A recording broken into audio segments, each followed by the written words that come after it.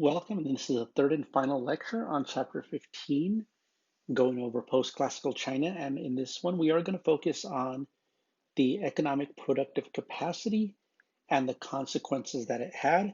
And we're looking at key concept 3.3. So by now, you should have at least read the introduction to each of the sections. You should have read the introduction to the chapter and taken some notes. And so I'm going to just go over what was happening in China during this period. And you're going to use this information next week when you start studying the Islamic empires as a basis for comparison. You're going to want to start to see what are some of the common threads that empires during the post-classical period are experiencing as a result of increases in economic productive capacity. So in China, what we see is the use of improved terracing techniques.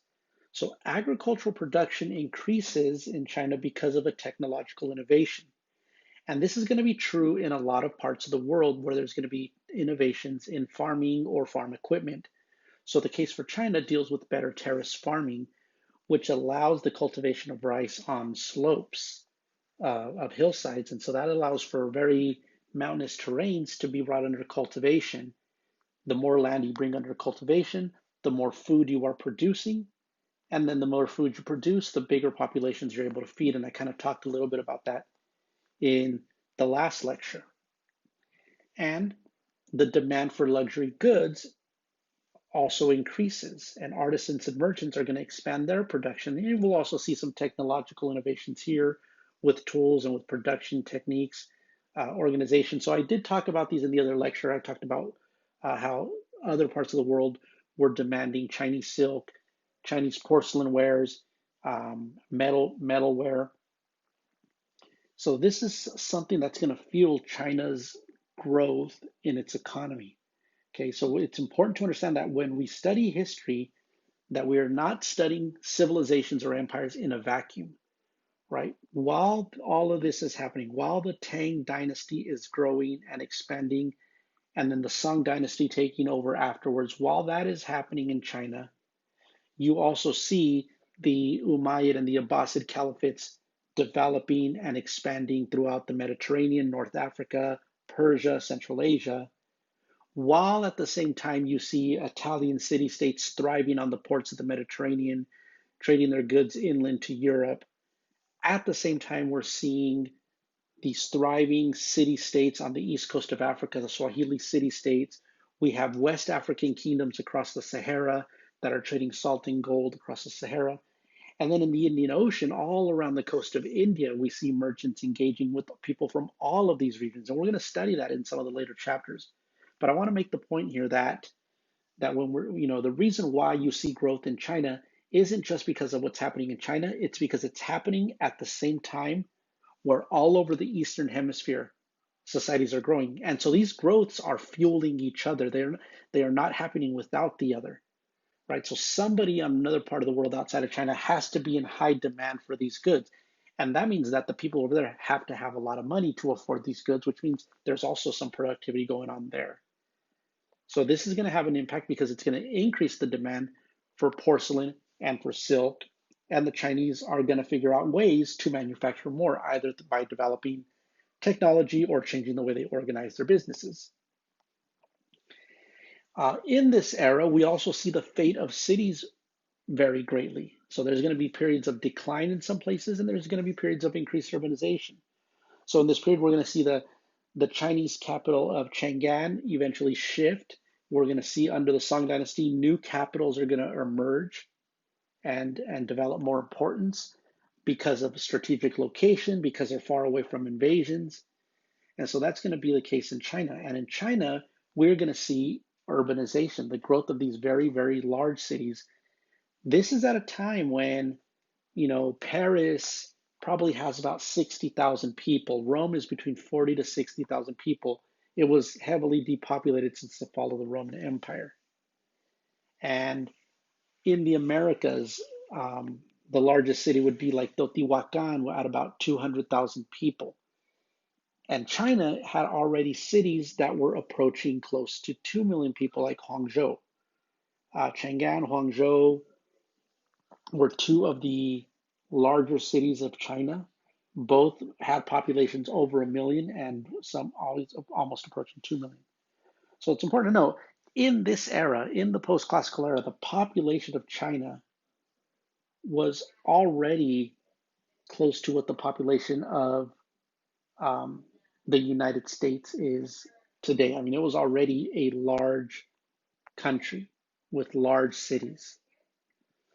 So when we talk about China's population today, it isn't that this population can all of a sudden grow. China has always been the world's largest populated region since these early civilizations, thousands of years before what we're even studying now. And cities continue to play and take on the role that they played in the past, which are they are the political centers. They're where the government officials live and where their courts and their administrations are carried out from. They're also the religious centers. So you're going to see the congregation of religious buildings, Buddhist temples in the case of China.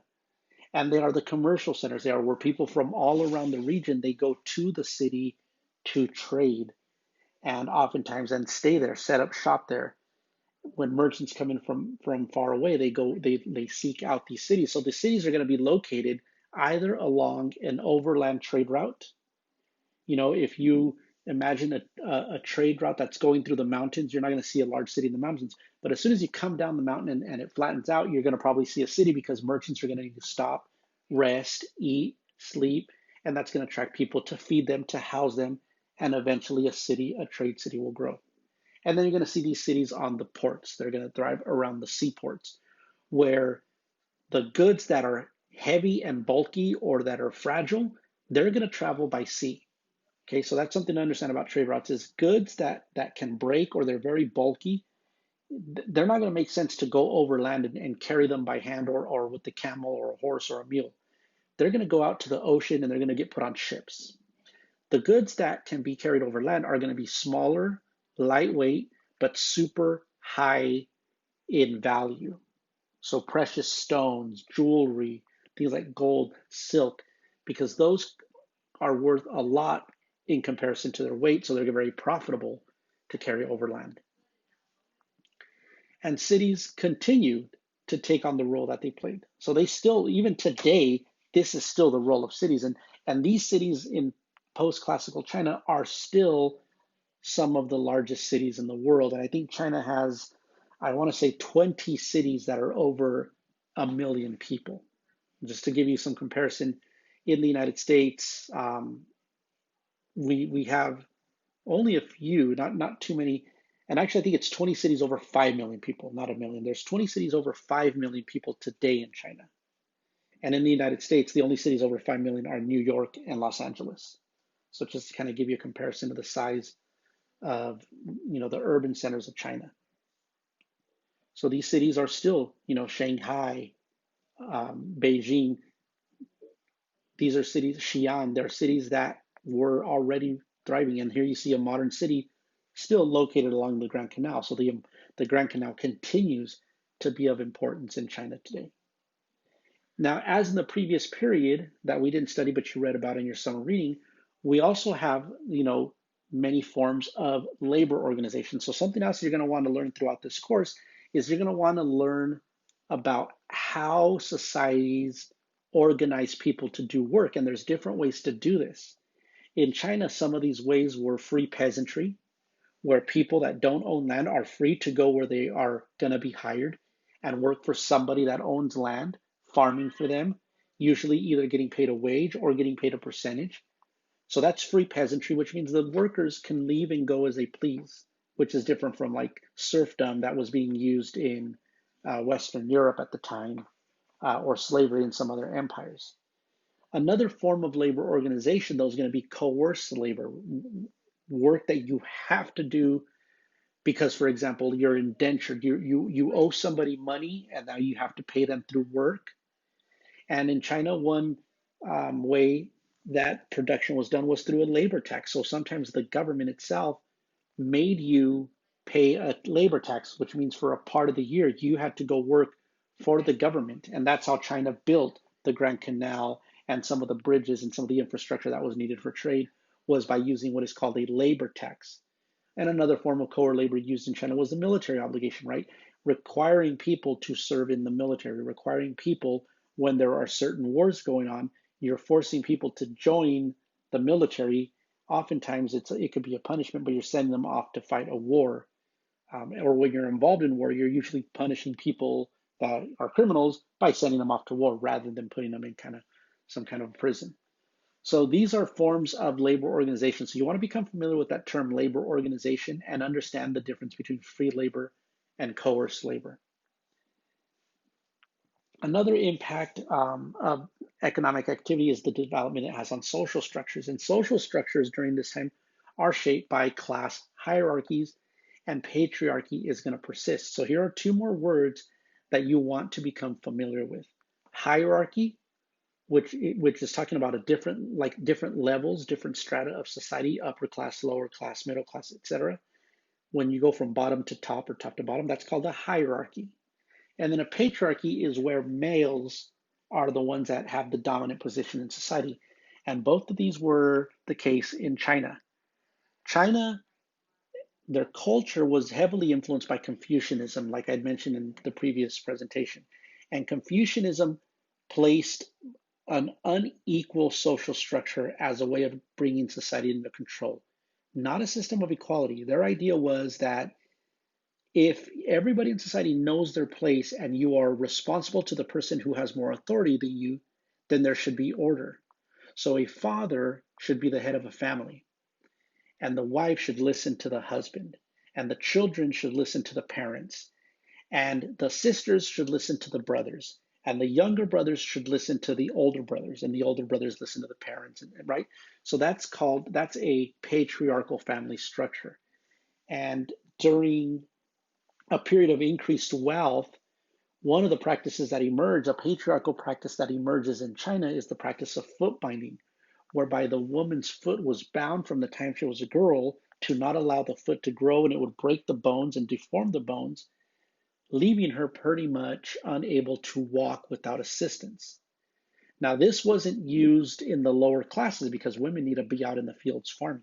This was a practice that was used to distinguish yourself from the lower classes. This was something wealthy people and wealthy families would do as a sign of saying, look, we have this much wealth. Our women don't need to work. Our women are ornamental, and they're going to look pretty, and they're going to be there to be a pretty object for you. Women were discouraged from speaking up. They were encouraged to stay quiet, to not talk back, to not make too much questions, to not giggle a lot, right? So very strict patriarchal forms, and even women were promoting these forms, especially in the upper classes, as a way of maintaining social structure. And that, again, is rooted back in the Confucian social order that had heavily influenced China. By now, Confucius had lived um, already 2,000 years prior to the Song dynasty when you see the foot binding beginning to increase. But this is a practice that continued to grow even into the 20th century. It was a practice that was finally banned under the communist government in China after the 1949 revolution. But this was a practice that continued, and there's some evidence, we have some X-rayed bones there. So X-ray is a relatively modern technology. So this was still being practiced when X-rays were already invented. So become familiar with the term hierarchy, which refers to the social class structure, and the word patriarchy.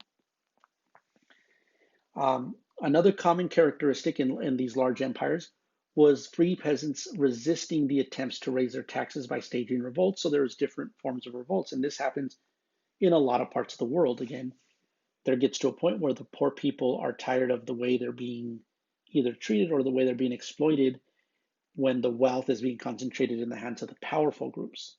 So there was rebellions, and one of the biggest rebellions during the Tang Dynasty that weakens the Tang Dynasty is An Lushan's rebellion, which will go on to, run through the course of three different Tang emperors, and it eventually creates enough weakness in the Tang Dynasty that it'll face a decline, eventually opening the door to the Song Dynasty taking over. And so oftentimes in China, peasant rebellions often lead to the fall of one dynasty and the rise of another. There was a system in China of political legitimacy known as the Mandate of Heaven. And they believed that as long as you were governing properly, the heavens would look positively on your empire.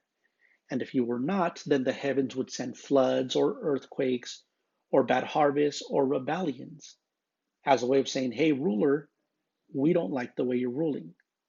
If the ruler is able to crush a rebellion, it was a sign that the heaven is giving them one more chance. But if a peasant were to overthrow an emperor and come to power, which had sometimes happened in China, that peasant could become an emperor and claim the mandate of heaven and usually instill their own form of government and repeat. And that's called the dynastic cycle. So during this period, as a civilization, as an empire, I'm sorry, a dynasty grows, it becomes wealthy. Eventually, corruption settles in. And this is a pattern that is seen throughout Chinese history, this dynastic cycle. And that's because the people who start the government, the people who start a dynasty, they're often trying to fix problems. And it takes, a few rulers will set rules down, bring order, pass policies that make China thrive. But by the time you get to like their great grandkids, these are kids who were already born into a wealthy family, into a powerful family. They don't have to learn from mistakes. Someone just is already there to govern for them. Sometimes they become emperors at a very young age and they're being influenced by their advisors. So political corruption becomes the norm. And that happens throughout history. That happens in the Song Dynasty as they're facing piracy off of the coast of China. Um, the emperors are too busy. They're too busy, living a hedonistic style. They're too busy being entertained, having their concubines around, indulging in pleasure, and they're not paying attention to the country's problems. And so peasants then usually begin to raise their arms against the government and its officials. So peasant rebellions are going to also be a constant throughout all the Chinese dynasties. And then the last thing I'll talk about is the diffusion of Buddhism. And I mentioned this in the previous period as well. The diffusion of Buddhism and Neo-Confucianism leading to significant changes in gender relations and family structure. So when Buddhism enters China after the fall of the Han Dynasty, it begins to gain a large following. And the reason was during previous dynasties like the Han and the Qin and the Zhou that you haven't studied in this class, but you had in the summer reading, Confucianism was supposed to maintain order. It was supposed to provide a guide for effective rule.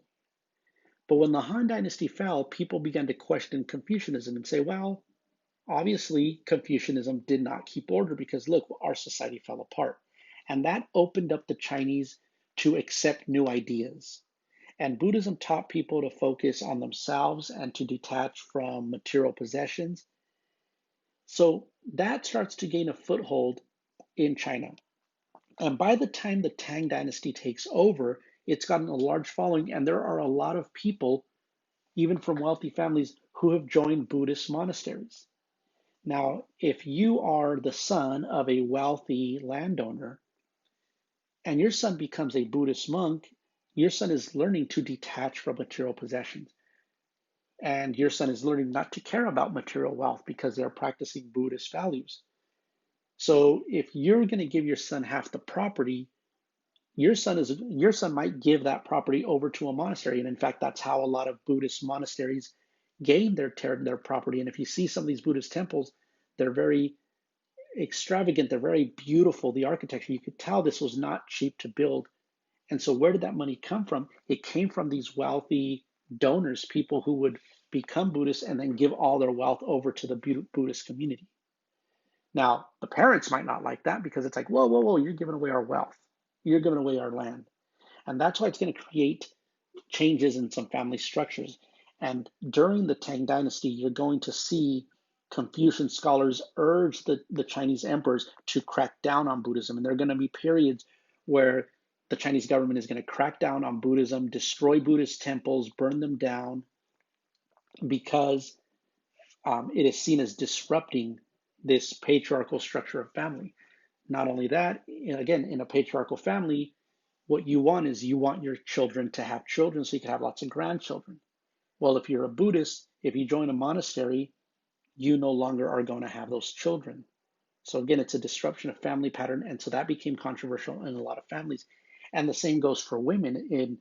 And this is going to be a parallel between what women are experiencing in China at this time and what women were experiencing in Europe at the same time. Um, the monasteries, whether they were the Christian monasteries of Europe or the Buddhist monasteries of China, it gave women an alternative to being this stay at home mother bearing a lot of children or potentially having your foot bound.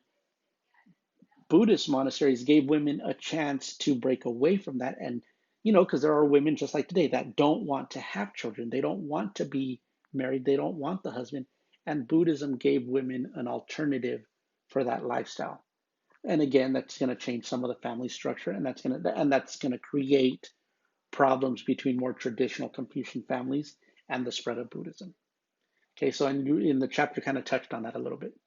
So those were the big kind of topics of how this chapter relates to the overall scope of world history. And as we get started with the course, you're going to start reading chapter 14. These first few chapters, not everything in the chapter is going to be very, significant in terms of what you need to know for the AP exam. It's still very important history, and it's cool history, and it's good to know. But that's why I'm not going over too much detail from the chapter, because I'm giving you just kind of the basics and for you to begin to understand these terms of family structure, gender, patriarchy, hierarchy, political systems, social systems, economic systems. Okay, so you want to focus on that, and then make sure that you've completed your assignments, that you've done the reading of the introductions, the claims, and the thesis. And that is it for this chapter. So I hope this was useful. Give me any feedback in class or send me any feedback if this helps you learn or understand reading better. Okay, I will see you in class.